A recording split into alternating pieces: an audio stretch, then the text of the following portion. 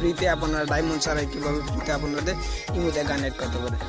গান অ্যাড করার জন্য কী করবেন, আপনি ইমোতে কিন্তু প্রবেশ করে যাবেন। ইমো অ্যাপটা ওপেন করার পর কিন্তু দেখেন আপনি যাকে মনে করেন আপনাদেরকে দেখায় কীভাবে, যে দেখেন আপনার প্রোফাইলে একটি ক্লিক করবেন। প্রোফাইলে ক্লিক করার পর আপনার যে সেটিংটা দেখাচ্ছে এই সেটিংয়ের আইকনে কিন্তু একটি ট্যাপ করে দেবেন। তো সেটিং ট্যাপ দেওয়ার পর দেখেন আপনার এই জায়গায় উপরে দেখাচ্ছে যে নোটিফিকেশান, আপনি কী করবেন নোটিফিকেশান একটা ট্যাপ করে দেবেন। নোটিফিকেশান একটা ট্যাপ করে দেওয়ার পর দেখেন এই জায়গায় কলিং, আপনি এই জায়গাতে কিন্তু একটা ট্যাপ করে দেবেন। তো এই জায়গাতে একটা ট্যাপ করে দেওয়ার পর কিন্তু দেখেন আবার দেখাচ্ছে যে অডিও সেন্ট, দেখেন আপনি এটাতে একটা ট্যাপ করে দিয়ে কিন্তু আপনি কিন্তু অনেকগুলো গান কিন্তু শুনতে পারবেন। এইগুলা কিন্তু ইমোতে অ্যাড করতে পারবেন।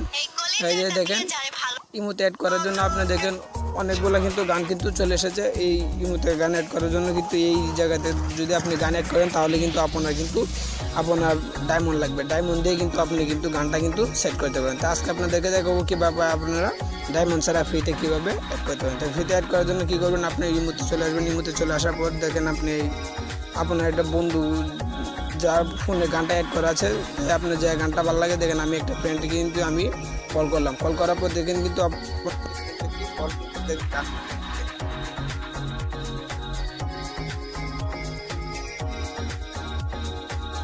কল দেওয়ার পর কিন্তু এরকম ইংলিশে শো করবে। দেখেন আমার গানটা দেখেন কিন্তু হচ্ছে। গানটা সিলেক্ট করার জন্য আপনি কি করবেন, দেখেন ডান পাশে কিন্তু দেখেন একটি এই যে দেখেন অ্যালবামের মতো ঘুরছে, আপনি কি করবেন এই অ্যালবামটাতে কিন্তু একটা ট্যাপ করে দেবেন। তো বন্ধুরা আপনি যদি অ্যালবামটাতে যদি একটা টিপ করে দেন, ট্যাপ করে দেওয়ার পর কিন্তু একটি জয়েন্ট প্রুফ বাড়বে।